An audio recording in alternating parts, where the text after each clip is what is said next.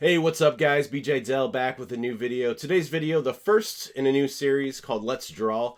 So a lot of people in the comments have asked to see my design process, how I sketch things out. So that's what this series of videos is going to be about. I'm going to work you through starting with a blank page, show you my sketches, how I do the inks, the colors, the highlights, and the shadows. So it's going to be from a sketch to a finished design, all in the time span of about a half an hour. So let's go ahead and roll into today's video.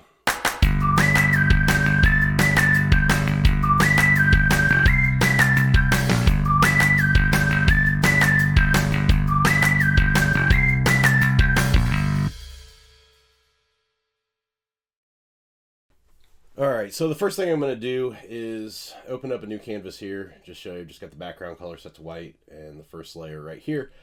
So when I usually start sketching, I start out with kind of the light blue color. This kind of comes from the days of back when I used to draw comics and using Bristol board. You usually started out with that blue pen sketch or pencil sketch. That way when you went in and inked it and then photocopied it, the blue ink or the blue pencil doesn't show up. So that's why I start out like that. So let's go ahead and we're going to draw that chicken that I talked about today. So let's just go ahead and start out with a circle for the body. And let's do a couple circles down here. This is going to be where the legs come out. It's kind of the thigh region. Let's go ahead and come down here and a couple of swoops out for the feathers, for the wings. Do the same over here. I'm used to drawing chickens like this, so I'm not actually starting out with any type of reference photos or anything like that. I've honestly drawn quite a few of these chickens in the past, so it's fairly easy. These are going to be the parts where the legs come out here, just a couple of lines down there. For those, make sure they're kind of angled the same way from the left to the right side. And then for the feet, kind of just draw a couple of circles here. This is going to be the bottom and the heel part, and then the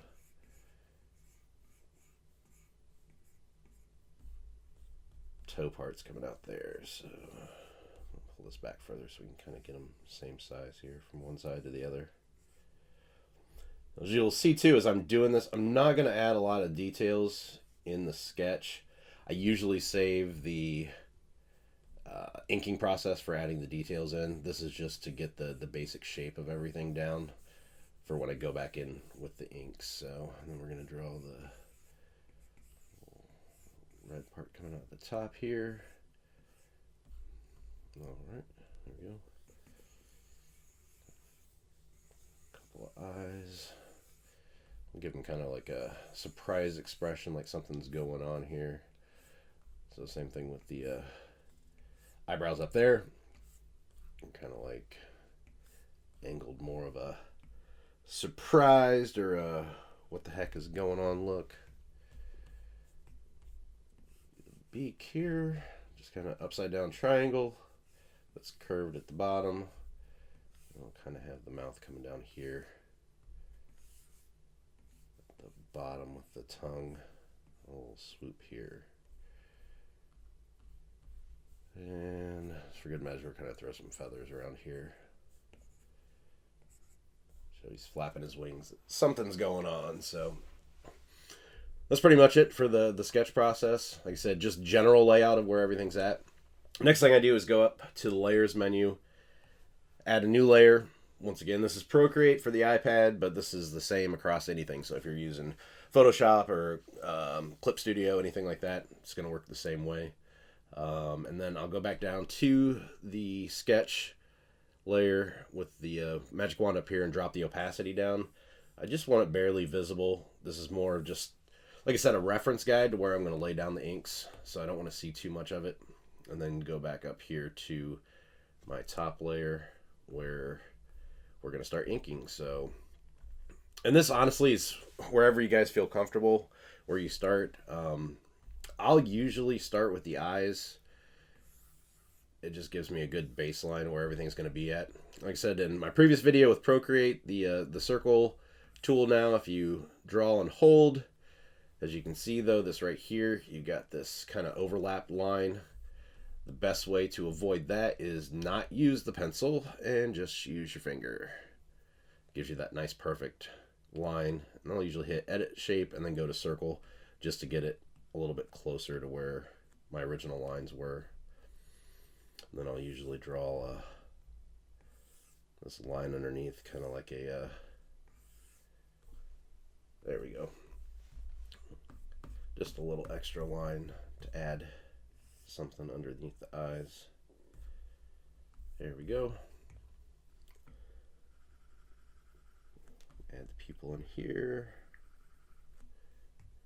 Then I'll usually do a large circle, which I go in with the eraser for the highlights and the eyes, and then the smaller one.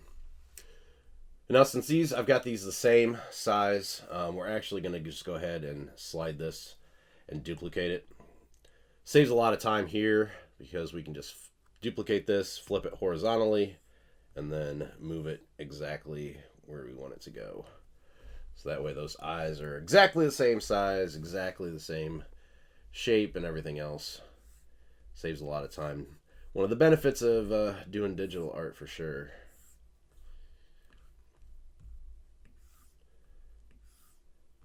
And just like I said, kind of go back and forth building everything up. I usually jump around a lot when I ink. And if you watch my previous video about line weight, some of this will make sense, kind of what I'm doing here. Just varying the pressure of the Apple Pencil as I'm adding in these lines. The lines on the outside I'm going to want heavier, and especially on the side where I'm going to add in the shadows later.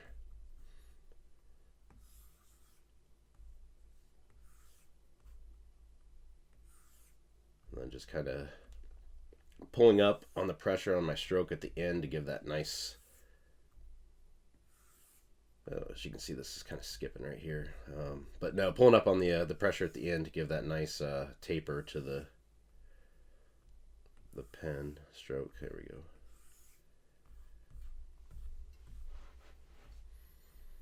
All right, let's go ahead and do these legs here.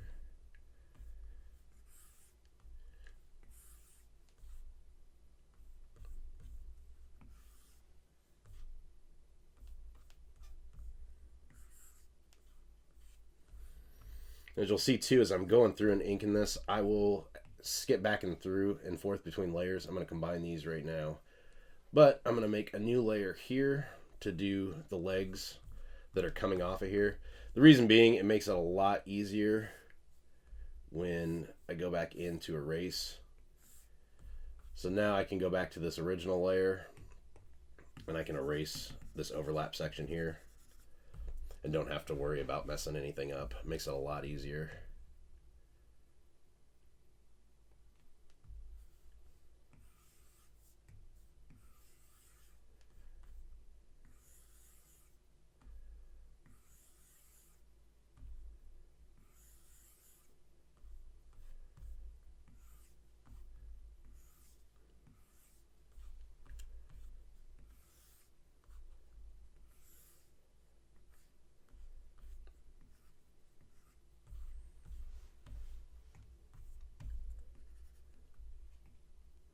Here and erase that part too.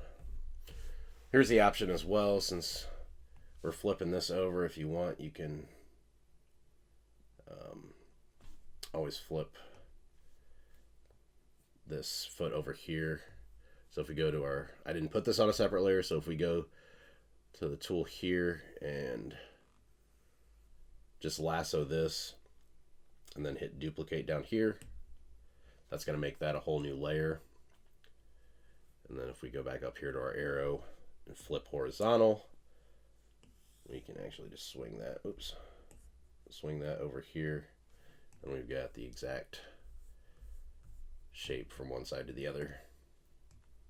Then all we have to do is draw the leg, which we actually could have done on an entirely separate layer and had the leg and everything drawn together, but didn't really think about it at the time. Plus that shows you a good way to use that tool up there. So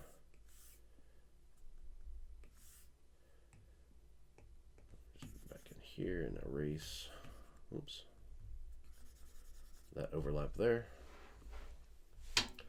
All right, looking good. So next stop is the body that I'm going to do. But I'm going to combine all these layers that we've done so far.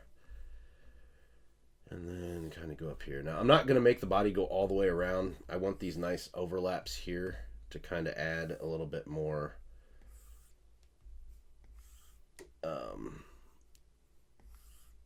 line work and just interest to the piece. If you've got, you know, the perfect shape of the body coming all the way around, it doesn't really look that good. It looks kind of basic. So if you do this, especially if we pull this up away from here, and then we can add in extra folds down here of the skin or the feathers, it just kind of gives a little bit more interesting piece. There we go. Makes it a little bit more dynamic too. You can see that there's some movement going on by adding that in there. So that's good there. Let's go ahead and wrap this one around. And the trick is here, we want this line to basically be a continuation of this bottom one without actually touching, but when your eye sees it visually, you see, okay, this one's leading into that one. So you don't have to have it connected, but your eye does the work of kind of filling in the blank there. And I did this one on the wrong layer. So I actually want a new layer so I don't have to worry about erasing on that overlap. So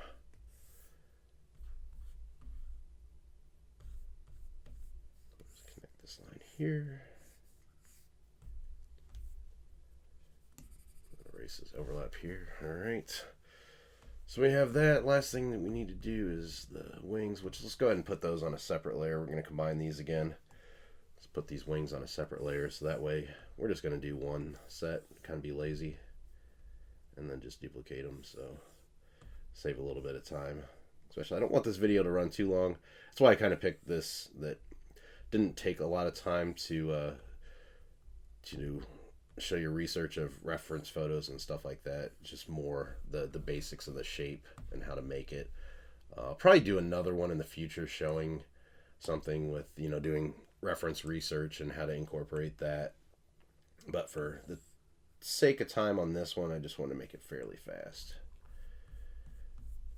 You see, this one's doesn't line up exactly right, so we're just gonna pull these wings out a little bit more so that they connect.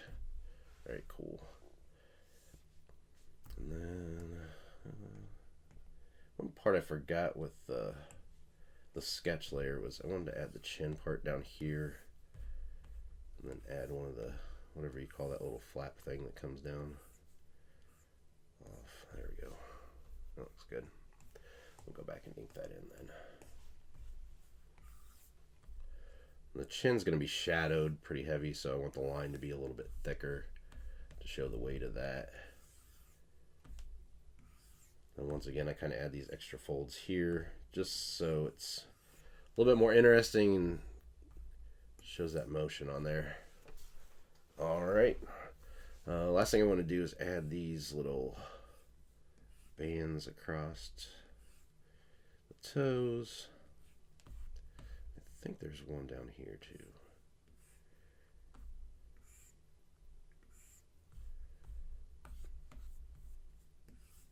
And of course, if I'd thought about that before, we could have done that on the one we duplicated and we wouldn't have had to draw it twice, but oh well. All right. So there we go. I got that. Let's throw these feathers in real quick. I'm just going to make these fairly quick here.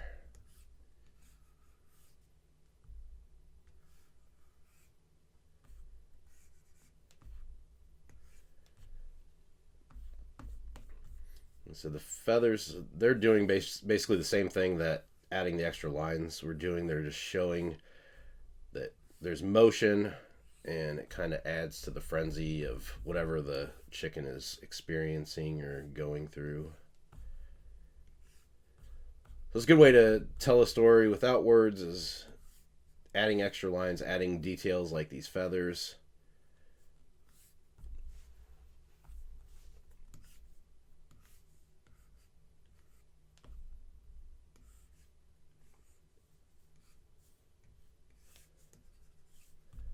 All right, so let's go ahead and turn off the line layer now, or delete that. We're going to combine all these. And then I'm going to move them a little bit here to get them a little bit more centered. All right, there we go. So got the sketching done, got the lines done. Let's go ahead and throw colors in. So I'm going to go ahead and see I've got everything all in one layer now. So I'm going to make a new layer and drop this one behind.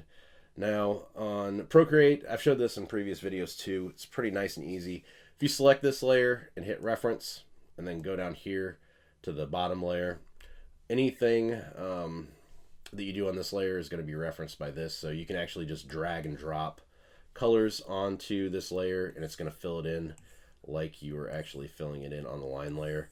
Reason we don't want to fill it in actually on the line layer though is because we need that for when we do shadows and highlights. If you do this all in one, your shadows are going to work fine, but the highlights are going to go over top of your lines and look like garbage. So just going to fill this in real quick. Oops. Let me see, that's using that reference layer like that, it makes things so quick. Just dragging and dropping the stuff in. It would take forever to go in and kind of do the coloring book by hand technique on this, so this makes it quite a bit faster. Let's go to red for top part and this part, and then use kind of like this maroon inside the mouth and then the pink for the tongue, and then feathers real quick.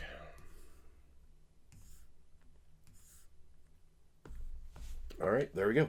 So coloring's done, so we're going to go ahead and go up here. Oh, we still got the eyes to do. I'm going to turn off the background so we can see the eyes get filled in. All right.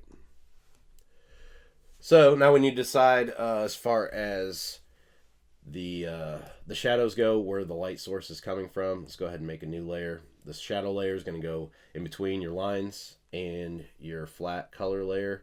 So let's go ahead and let's bring in the light source from this way. So all the shadows are going to appear on this side. So I'm just going to go ahead and drag these in and then go up to your magic wand, go to opacity and drop this until you get to a decent, you want something that you can tell it's shadowed, but you don't want it too dark. Like that's going to be way too dark. So, and this is going to be way too light. You can't tell the difference. So something in between, probably right there. And then on these, since this is one solid, I'll usually go around the edges just so you can see, okay, yeah, there is a shadow there. If the entire thing is shadowed, sometimes you can't tell, so I'll just add a couple of lines there just so you can see, yeah, I see that that's shadowed. This you won't be able to fill in like that because it's gapping lines right there, so we're going to have to do this by hand and kind of mimic that path that body shape takes. Alright, there we go. And same thing here, we'll just drop these in. But once again, I'm going to go ahead and do some erasing on this so you can still see that there's a few different colors going on. So for that, like I said, I'll just go around some of the edges.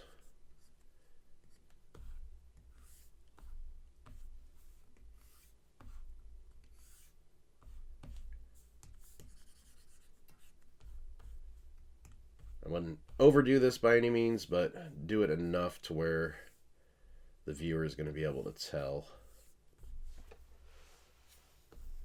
there's some shadows going on.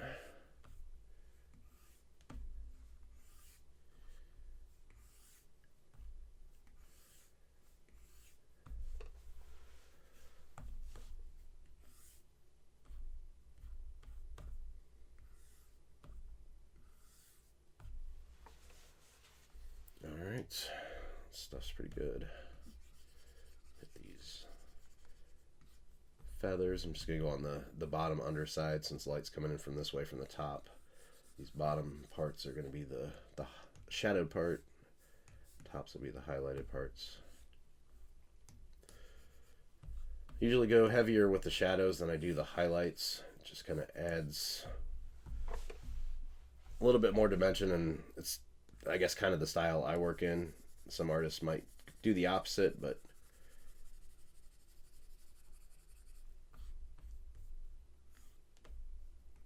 hopefully when you see some of my stuff that you can kind of tell that I've got a certain style. It's one of the things you really want to shoot for as an artist is, you know, if you can get to the point that somebody looks at your artwork and can tell that it's yours without actually seeing your name attached to it.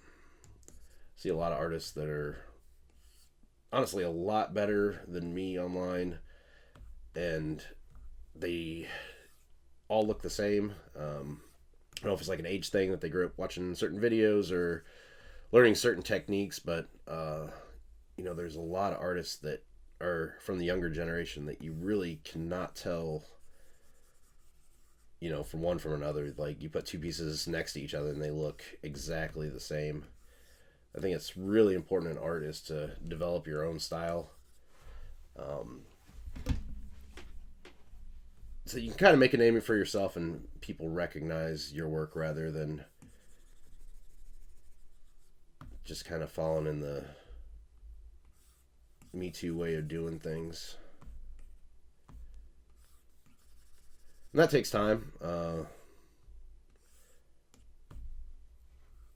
Knowing, you know, your strengths and weaknesses, you want to kind of go towards your strengths. So always try something new, but once you've been doing it for a while, you can get pretty disciplined to know, okay, I'm really good at this, but I suck at this. Instead of spending, you know, so many hours on trying to make your stuff look like somebody else's that's better than you, just go with what you're good at and stick with that and grow and develop that. You're going to be a lot happier with the outcome after a few years or months or whatever it takes you to do that.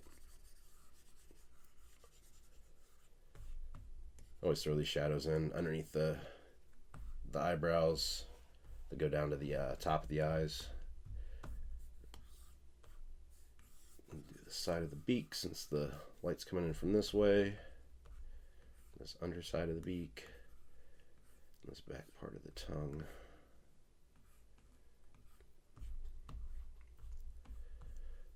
And this, even though this side is where the light's coming in, this is still going to have a shadow falling down here since it's further back.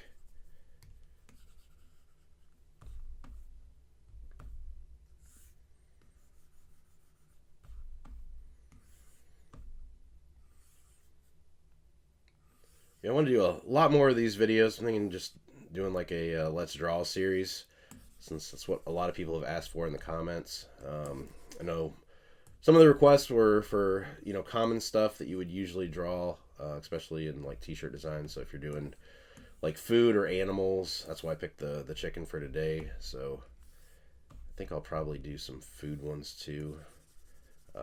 But yeah, if there's, you know, something in particular that you want to see, definitely leave a comment and kind of let me know what you want to see going forward. We'll definitely entertain all requests. So get this to like a, I don't know, weekly feature, or I mean, if there's enough interest and stuff, I wouldn't mind doing a daily feature. That would be kind of cool. I don't know if I would do a full-on sketch to colored, shadowed, completed work as a daily, but you know, just doing the sketch to show you how to draw the basics of something, that might be kind of cool just to do a daily feature. So definitely let me know your thoughts about that.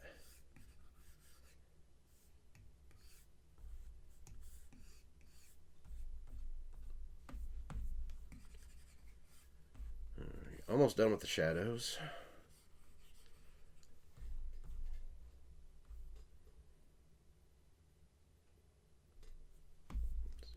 Here, right? Yeah, I think it's pretty good. All right, so we'll do the highlights now. Let's go ahead and go in, add a new layer. This one needs to go on top of the shadows underneath the line layer. So let's hit that here. And like I mentioned in the previous video, when you're doing highlights, you're probably going to have to do more than one layer of highlights. Reason being, I'll show you here, this red is going to take a lot less opacity, or I'm sorry, a lot more opacity.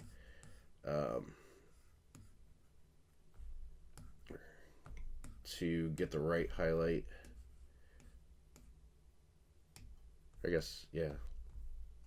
Less opacity. I don't know. So that's there, and I'll show you what this looks like on the yellow. You can't see it that well, so we'll actually do another highlight level for the yellow so that we can see it better. But this is going to be basically for just the red sections on here, and then we'll do another one for the yellow, and then the orange we'll group in with the yellow. Let's go ahead and do that now. So for this, we're not going to have to turn the opacity down nearly as much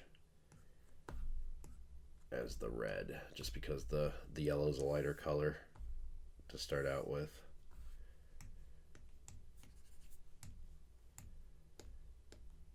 And we're basically just going to want to hit the sides of the things here that are closer to the light. Like I said, I don't like to go overboard with the highlights. I like to be a little bit more sparing with them.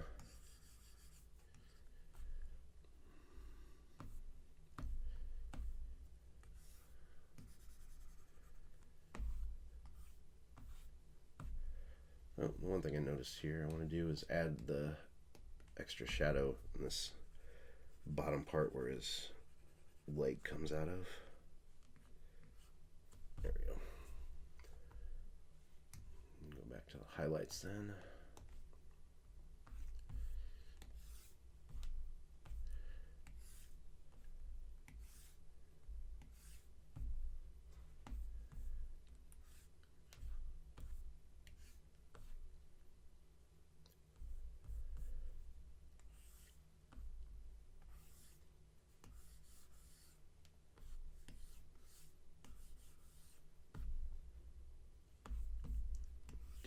Here on the actual parts of the feet.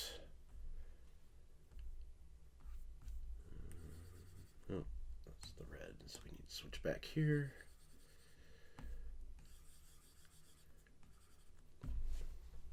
All right, pretty much it. I'm going to throw one more here. I'll just throw a circle underneath him here. Kind of show that he's jumping off the ground. Of course, I wouldn't do this if it's t-shirt design, because we're actually, you'll see, gonna, oops, drop the opacity of this. I need to turn the reference layer off here. And drop the opacity of this, just to make it look like he's jumping up. And of course, anything with an opacity doesn't print well on t-shirts. But all right, so that's it. A finished piece in what, about 28 minutes. So that kind of shows you a design process from start to finish. All right, guys, that's it for episode 1 of Let's Draw. Let me know what you thought in the comments. Also, if you haven't yet, make sure you hit that like and subscribe button and turn on that bell for notifications when I post new videos. As for me, I can be found online at bjdell.com and Instagram and Twitter at bjdell. So until next time, keep creating.